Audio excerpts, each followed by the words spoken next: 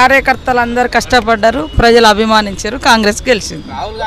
కొంతమంది BJP గొంతుకలై BRS గొంతుకలై మాట్లాడేటోళ్లకు మేము చేసింది ఏది కూడా నచ్చలేదు. బీజేపీని చేయమంటే దేశంలో సాధ్యం కాదని బీజేపీ నాయకులు ఇక్కడ సన్నాయి నొక్కులు నొక్కుతారు. మేము చేసింది మాత్రం అబద్ధమని ఒక దిక్కు బీజేపీ మాట్లాడతారు, వాళ్ళ ఫాలోవర్స్ వివిధ రూపాలలో ఉన్న వాళ్ళు మాట్లాడతారు. కాబట్టి ఏం తప్పునో చెప్పమంటే చెప్పడం లేదు.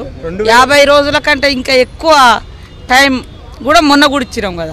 రేపు ఎమ్మెల్సీ మండలి ఉంటాయి కదా, అందులోనే డిస్కస్ చేయమను, లేకుంటే ఎక్కడైనా కూర్చోబెట్టి చెప్పొచ్చు కదా, దాందేముంది. రాహుల్ గాంధీతో పోల్చుకునే అర్హత ఆయనకు లేదు.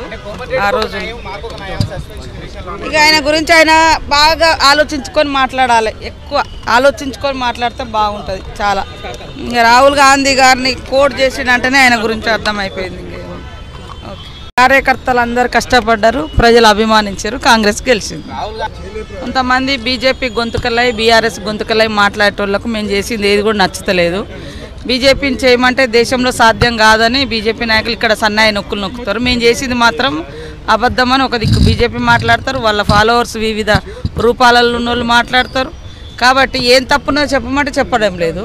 50 రోజుల కంటే ఇంకా ఎక్కువ టైం కూడా మొన్న కూడా ఇచ్చినాం కదా. రేపు ఎమ్మెల్సీ మండలి ఉంటాయి కదా, అందులోనే డిస్కస్ చేయమను, లేకుంటే ఎక్కడైనా కూర్చోబెట్టి చెప్పొచ్చు కదా, దాందేముంది. రాహుల్ గాంధీతో పోల్చుకునే అర్హత ఆయనకు లేదు.